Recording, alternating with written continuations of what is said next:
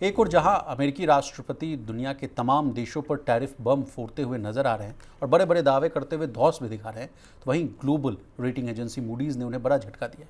अपनी latest report में Moody's ने चेतावनी देते हुए कहा कि अमेरिका जो है गंभीर मंदी की कगार पर पहुंच गया है। हालत अब ये हो गया है कि अमेरिका में मंदी की संभावना जो है 48% तक पहुंच गई, जो साल 2020 के बाद का सबसे उच्चतम स्तर है। प्रवीण सर, अब क्या करेंगे ट्रंप साहब?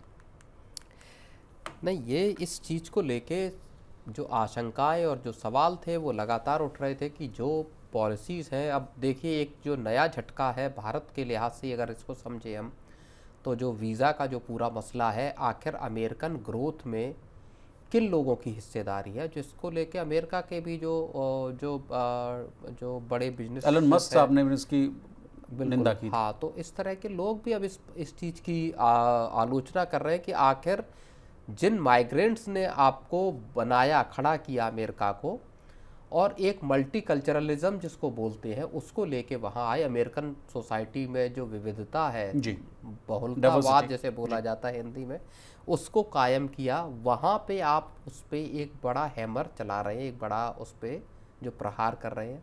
ये हाई स्किल्ड वर्कफोर्स है जो अमेरिका जाती है, और फिर वहाँ पे नासा हो गया, वहाँ के स्पेस को लेके हो, चाहे डॉक्टरी हो, तमाम तरह के जो हाई स्किल्ड लेबर है, वहाँ ये लोग आपको हेल्प करते हैं। अब अगर $1 लाख की रिक्वायरमेंट हो जाएगी आपके पर वीज़ा, तो फिर वो आप समझिए कि वो डेटर करेगी इन तमाम कंपनियों को कि वो अमेरिका में जाके अपने एम्प्लॉयज़ को इस तरह से वो करें। तो ये समस्या भारत की कम है, अगर हम केवल इसी परिप्रेक्ष्य में देखें।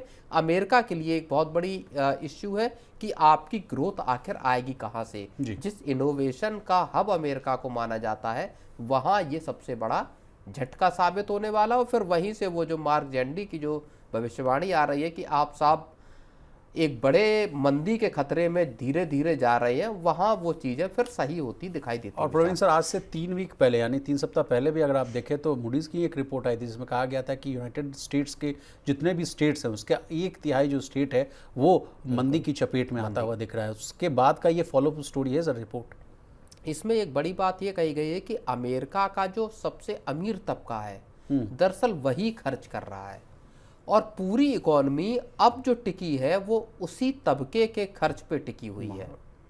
जिस बात को हम यहाँ बार बार डिस्कस करते हैं कि भारत में साहब के शेप रिकवरी है या के शेप ग्रोथ है, कि अमीर तबका तो ऊपर चढ़ रहा है, गरीब तबका नीचे जा रहा है। ये चीज़ें अमेरिकन सोसाइटी के लिए या अमेरिकन इकोनॉमी के लिए अब बात आ रही है, जो मूडीज़ की रिपोर्ट में कही गई है कि जो अमेरिकन इकोनॉमी को पूरी को अब जो चला रहा है वो अमीर तबका चला रहा है। अगर वो खर्च करना बंद कर दे या हाथ रोक ले, तो वहाँ इकोनॉमी एक रिसेशन में, बड़े रिसेशन में चली जाएगी। तो ये एक बहुत बड़ी फिक्र है जो अमेरिकन इकोनॉमी के सामने इस वक्त पैदा हो रही है विचार।